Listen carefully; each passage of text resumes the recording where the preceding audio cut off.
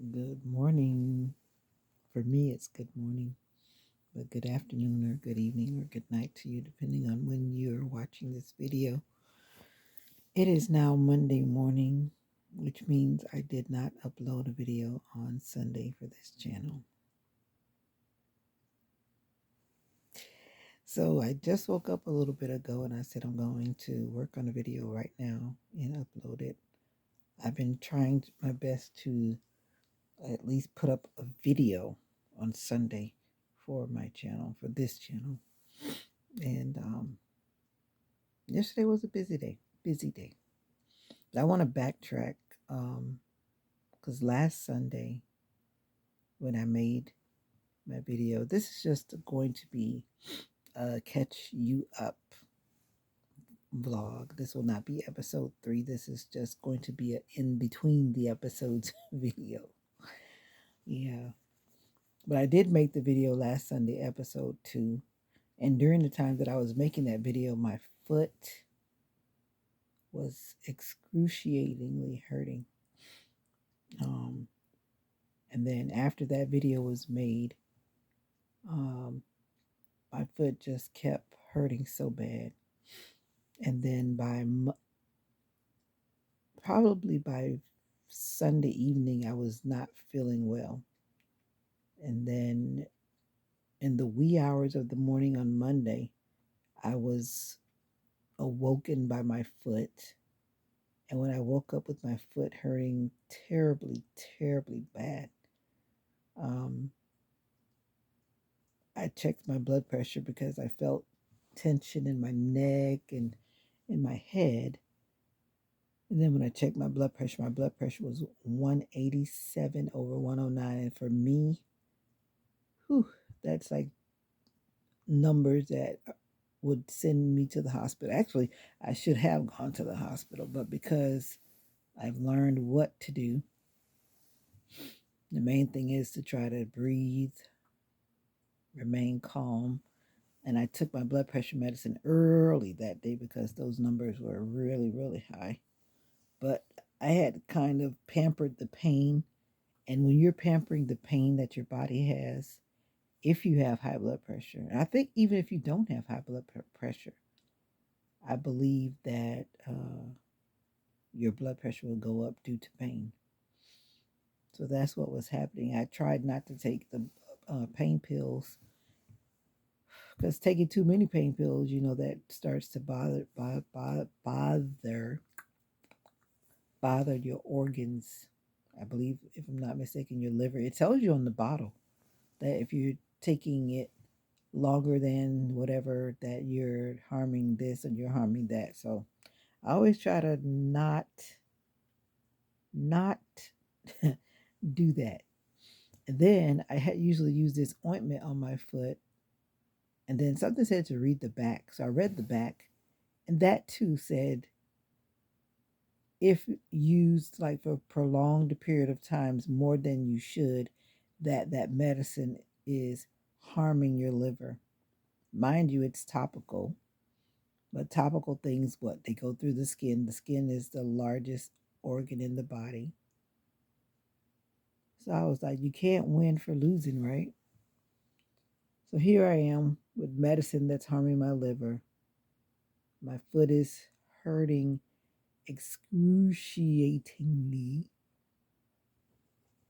You know what? I just thought about it. What I need to do is go back to what my physical therapist told me, and that's like dry brushing. But he told me to use like a small bath towel.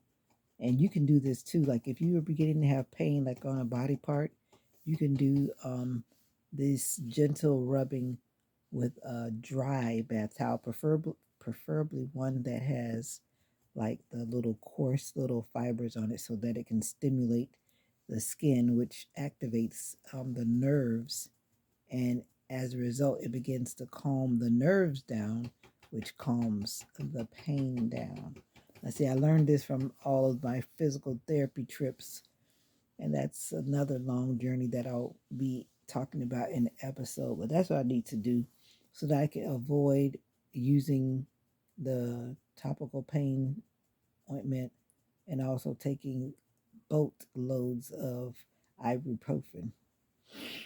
But nevertheless, I found myself with my blood pressure being super high, and I felt super bad. And then um, I couldn't go to work that Monday for my safety and for the safety of those around me. My blood pressure was so high. My head and the pain from my neck, and I was basically in bed because I was feeling the dizziness and so on. If you have high blood pressure, then you know the journey. I don't know what it feels like for hypotension, but for hypertension, for me, it's not good. So to have your blood pressure going up, plus your foot feeling like someone is literally, when you get a bad cut, like with a knife, and you feel that burn sensation. If you've ever been cut by a sharp blade, like on your finger, just imagine that times 100 on my foot. And it's like there's nothing you can do about it. But I had surgery on my foot like years ago, but the way that it was done, I think it was just something not good. And so now, even like I just had to take my socks off because I always sleep with socks on. I couldn't even keep my socks on my foot because my nerves, especially in my toes, in the from my toes coming back up a little bit, it can't handle the sensation of my soft socks. And so I'm thinking today I can't wear shoes because if I wear shoes, my foot is going to start screaming.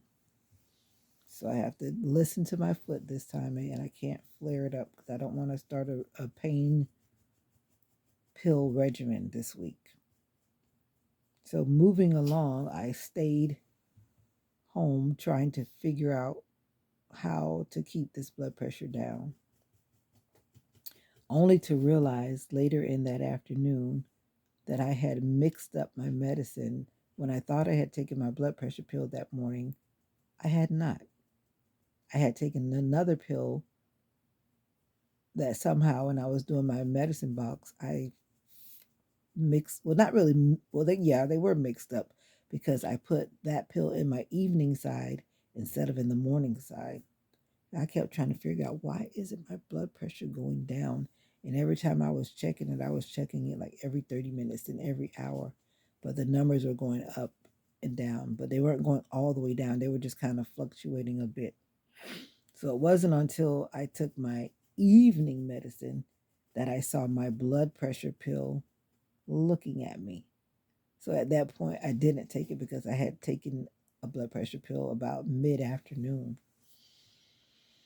But even then, my blood pressure went down a little bit, but then it went back up. So I was like, something is going on. So Tuesday, Wednesday, Thursday, my blood pressure would just not stay down. I had spoken to my doctor virtually, and she said to add another pill, take one in the morning, take one in the evening. She said, or you can take both of them at the same time. And I'm thinking to myself, no, I don't think I want to take that many milligrams um, at one time. I don't, because taking blood pressure medicine, that medicine in itself has its side effects. No, no, thank you. I had already come down to 20 milligrams because I politely requested, because when I went to this doctor at first, I was on 40 milligrams, and I was like, okay, I need to make some lifestyle adjustments, begin exercising, begin drinking more water like I should, which I'm still not, because water is a journey, it's a struggle, and eating better, eating foods that will promote heart health and better health when it comes to my high blood pressure. Those things I'm still working on, and I'm trying to break the cycle of hypertension in my body. I need to. So it wasn't until like Friday morning that I started to actually feel that my blood pressure was staying down. I was not feeling that awful tension pain in my neck and in my head. because it literally feels like someone is like, say, squeezing my whole head when the pressure in the blood is going up and up and up and up and up. Talking about an uncomfortable feeling. If you don't have high blood pressure, you don't want it. Please exercise. Please drink your water. Please eat in a manner that is good for your body. And God knows I'm trying to do better. I don't always get it right, but I try my best. But when my body starts flaring up and reminds me that I don't want to go to the hospital again. And I forgot to mention too that that night when my blood pressure was, I shouldn't say night, it was night, but it was like wee hours of the morning because it was like 2 hours, 2:30 in the morning. Um, my chest was hurting so bad.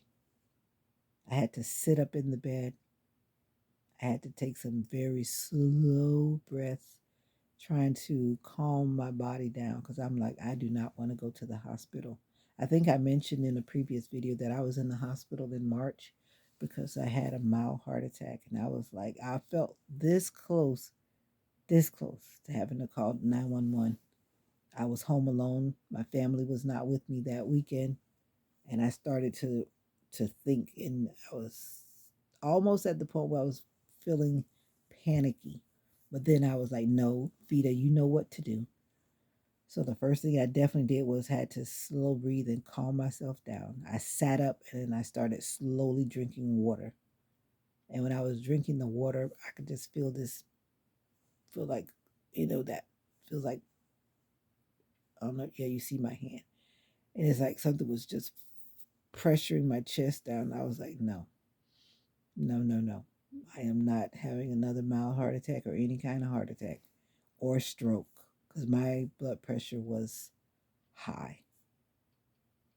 And I just kept praying to God, drinking water, slow breathing, slow breathing, slow breathing, slow breathing. And then that morning, I did take my medicine very early in order to start to bring my blood pressure down. And then about 4:30, I text my supervisor, who she's so awesome, and I was like, I am not making it today. Now I do have medical papers to cover my attendance issues when I'm not feeling well, but I text her like 2 hours after that because my body was not gonna go that day. And I've learned that self-care is the best care. Yeah. So thankfully, my week ended on a high, even though it took like 4.5 days to get my blood pressure in check. Whew. Last week was a week. And then I had planned to go visit a family member. And I got up Saturday morning early and I made that trip, which was kind of for me a little unsettling because I had not been on a long trip since March. Because actually, to be honest, I felt a little PTSD about that because I was like, the last time I went on a long trip, I got sick. And that's when I had a mild heart attack when I was actually 5 hours out of my hometown well, not my hometown, but out of the city where I call home now. I was 5 hours from home and I ended up in the hospital for 3 days, almost a little over 3 days.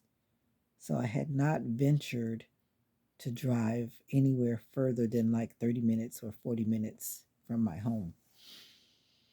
So Saturday, which was no, not yesterday, Saturday, which was 2 days ago now, I ventured on that trip and I actually went early in the morning and returned later that evening. I took a little power nap to try to, you know, I did bring my blood pressure monitor, but I didn't want to keep checking it. And I tried to monitor how my body was feeling. I never pulled it out because you know what I realized? When you start focusing on the numbers, at least for me, I start to worry. So I said, I was like, if I'm not feeling well, like if I start to feel really bad, that's when I'll check my blood pressure. Until then, I'm just going to keep it in the bag and not think about the numbers or worry about the numbers. So actually, I felt pretty good. I sat down most of the time. I rested, and I was able to meet the youngest new member of my family. I think they helped my blood pressure too. Babies have a way of giving you a peace and giving you a calm. And if I remember correctly, that day he was a month and 3 days old. So he's very teeny tiny and so cute. Anyway, I had a great Saturday. I was able to snooze on the couch a little bit, doze off. So just being in the presence of family, seeing my new young great nephew, my heart was happy. I felt good. Made it back home safely, and I was thankful. Then Sunday was busy. You know why it was busy? Because all of the things that I had procrastinated against, I did them. I was supposed to put up the tent. I had told my mom before that I was going to put her tent up because sometimes we go camping. We had been going camping like once a year with um, this church group, but we didn't go this year. And so the tent hadn't been out of the bag. So I was like, you know what? Today is today. I'm not going to put it off again for any reason. So I got up first thing in the morning. I made me a cup of ginger tea. I went out with my ginger tea in the tent and I set it up. And it took me like 20 minutes. I did it on my other channel, I did it on a live video. Yeah. And when I did that, I felt accomplished because I had been putting it off for personal reasons that I had mentioned, for feeling depressed or feeling whatever. And I had just stopped doing. This is my honest truth. And so when I got up with the determination to put that tent up, I did it. And then I also decided to go do some door dashing. And so I went out. And really, I just really wanted to go out for a drive to relax my mind because driving does that for me. I didn't do many dashes. I did actually one because I'm a new door dasher. So just to stay active and get used to how the system works on the app and everything. So I went and did one. Actually, when I went, it was at the end of the peak. So I just did one. And then I went to rotate my tires and balance them. Something that I have actually should have done years ago. Because you're supposed to do it what? I forget what it is right now. But when I asked Google, I was way behind. So I was like, you know what? I saw that the guy was open because someone had told me that there was a new place in the city where I usually go to do my tires. And so I saw him when I was heading to deliver my DoorDash order. So I said, I'm going to go right back as soon as I drop that order off. And that's what I did. And I'm glad I went at that time because when I um, got there, I was the only one at the I felt like I was the first one, but of course, probably not. But I was the first one at that time because there was no other car waiting. And then while I was waiting, another car pulled in. A gentleman got out, and then another gentleman got out. Now, I'm going to share something that disturbed me. And all this happened yesterday while I was trying to take care of my tires on my car, something that we need to do. Um, it comes to find out that this man, the second man that got out of the car, some lady that he was involved with, I didn't really ask questions because I didn't know them, but I was listening as I was sitting there waiting. But some lady that he knew did something to his tires. And from what it sounded like, he was saying that she was even coming through the window of the car. Now, the older man, the other man, which was the older man, the first man that got it, he was like an older man. It seemed like they were family members or something. I don't know. But anyway, there were two gentlemen that got out the car. They needed a new tire. So they went to ask the guy if he had the size that they needed. He said, if you only needed one, yes, I have one. But anyway, while they were waiting, he was talking about what had happened. And so when I was sitting there listening, he was saying that the lady was going crazy. The guy, the younger guy, that I guess the lady that he was dealing with was going crazy. And then the older gentleman said that when a woman is in love with you and you're not in love with them, don't play with them. Because if you do, that woman is gonna go. Well, he didn't say go crazy, but in my mind, I'm saying they're gonna go crazy. And I was sitting there, I'm listening, and then he kept saying things like, "Don't play with a woman's heart, because when you play with a woman's heart, they're gonna react."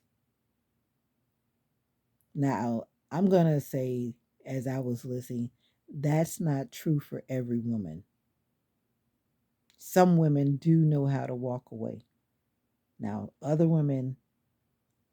some other women, they don't know how to walk away.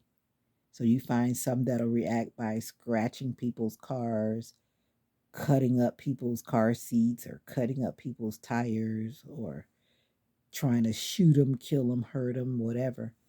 But one thing that got me as I continued to listen to that same older gentleman that was talking, he said, "You should have whooped her. You should have pistol whooped her." And so I sat there, and in my soul, I cringed. Now, you went from saying something positive like, well, you shouldn't have played with her heart. If you knew she loved you and you didn't love her, he was telling the guy, you should have walked away and left her alone when you knew that you didn't love her and she was loving you and you weren't loving her. There was a lot to learn in that conversation. But when he said that you should have pistol whipped her, the owner of the shop, the tire shop, he said, "I don't promote violence around here." And he said, "Look at the lady sitting there. You're saying that in front of the lady. I don't promote violence around here." Now, I had said kudos to him. Kudos to him. But not a bit longer, the same owner of the tire shop began to express some of his personal business. Now, this is the kicker. This is the kicker. He begins to say, "Oh, I'm not bragging." He had an accent. "I'm not bragging, but let me tell you this. That's why I keep them all in the same house." So in my mind, I'm thinking to myself, all of who? Now, I wasn't talking. I just sat there like a quiet customer waiting on my car, waiting on my tires to be rotated and balanced. That's why I keep all of mine in the same house. Talking about women. Then he proceeds to say, "I have four of them, and 5 children, all in the same house." So I'm sitting there thinking, okay, this is happening in Florida. So I guess he has all of his girlfriends, because I know it's not legal to do that, as far as I know, in Florida, to marry 4 people at the same time, unless they did it some kind of other way. I'm not going to mention that on my channel to say that I'm promoting polygamy. Oh, but I was listening and I was like, oh my word. But I'm saying to each his own. Once again, I promote humankind. We're all different. And if they're happy with their situation, they're happy with their situation. It's not for me to say. Now, personally, I wouldn't do that. And then he's saying that he has 2 black ones and 2 white ones. I was just thinking to myself, wow. But he did make a valid point. He said, I don't have to deal with any of that, because they know they can walk out anytime they want to walk out. They don't have to stay. Yeah. And that was an interesting conversation and an interesting visit to the tire shop. But when I heard the man say to the other guy that he should have pistol whipped her, I guess in his mind, as he was expressing that she did this to you, so you should do this to her. And that's where the problems start to come. When someone's mindset says, in order for you to see me or to hear me, I'm going to hurt you, or I should hurt you. Coping, coping mechanisms, learning how to deal with the things that are going negative or going wrong in our lives, learning how to deal with them without physical harm, verbal harm, emotional harm. There are so many people that are not able to deal with conflict. They're not able to deal with rejection. They're not able to deal with hurt and pain. And it comes from so many different aspects of a person's life. So many things happen to people from their childhood, adolescent years. They become an adult and they have not learned how to deal with um, hurt in their lives, as I just mentioned that list. And then they take it out on other people. And then in one of the comments under my video, someone said, "What did you do to deserve that?" But the way they wrote it, I tried not to take it personally. And I tried to give it a objective answer. When someone makes a choice to hurt another person, it's not about what I did. It's about what that person is going through in their lives, why they make a choice to react for whatever reason towards that person in a manner that's hurtful. And that's another thing that we have to work on as a people. We're not blaming the victim. We need to go back to where the abuser is and focus on the abuser. Some people are innocent, especially when someone is completely innocent and that person, in their mind, they're triggered by whatever it is and they lash out on a person that's innocent and causes them pain. That's where we need therapy. That's where we need some type of counseling. That abuser needs some type of recovery in their life, mental recovery, mental healing. So that's basically what I've been up to the past week. So I just wanted to kind of give you a fill in. Oh, yeah, I forgot. I finally made it to the beach too. I think you saw that video. I posted a clip on a YouTube short on this channel. I finally made it to the beach. I had not been to the beach in probably almost over 6 months. And I usually go at least once a month to the beach. Something I had been putting off because I did not want to drive far. I didn't want to put stress on my body. And I couldn't really find many people that wanted to drive me to the beach, so I just didn't go. But I've had a healing week. My blood pressure was trying to break me. But when you learn techniques to help yourself physically, for me, I try not to run to the doctor for everything. So I did the basics that I know, the same things that I was taught in the hospital back when my daughter was right after she was born. My blood pressure was up, up, up, up, up. After, the postpartum phase, my blood pressure was just, whoo, hoo, hoo. I went to the doctor for my first visit after having my daughter, and immediately I was sent to the hospital. My blood pressure was like, as they say, through the roof. I don't remember the numbers now because that was years ago. And then I was in the hospital. My blood pressure wouldn't go down. But that's another long story. But eventually it didn't come down. And I had to call a family member to tell them to get me out of the hospital because being in the hospital was frustrating me at that time. And I had my brother actually get me out of there so I can go home. And then I started to feel better at home. Always being in the hospital is not the best thing. But when I was in the hospital at that time, the nurse told me, roll over on your left side, like I just did. I rolled over on my left side. And then she just said to begin to take some slow breaths and calm your body down because you know your heart is on this side, right? So that's what I did that morning when I started to feel well.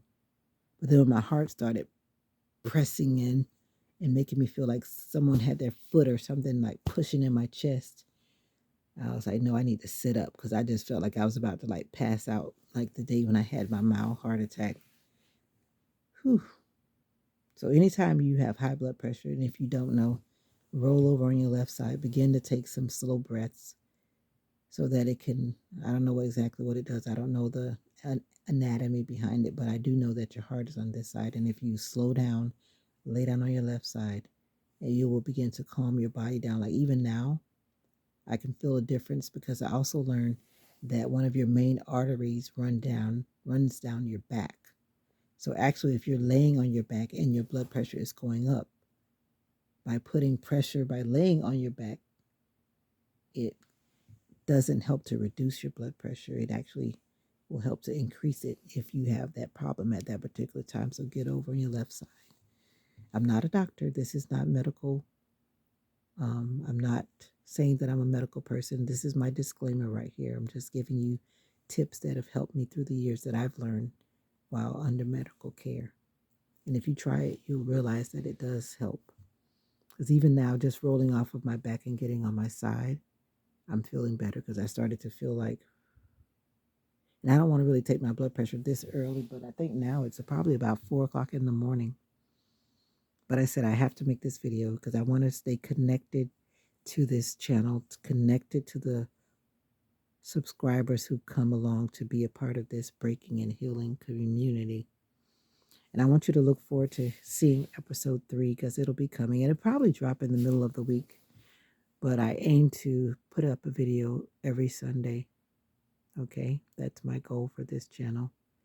And in between, I do some YouTube shorts when something impresses me to share with this community. So until the next video, I want to wish you well and take care of yourself, okay? Self-care is the best care. Bye for now.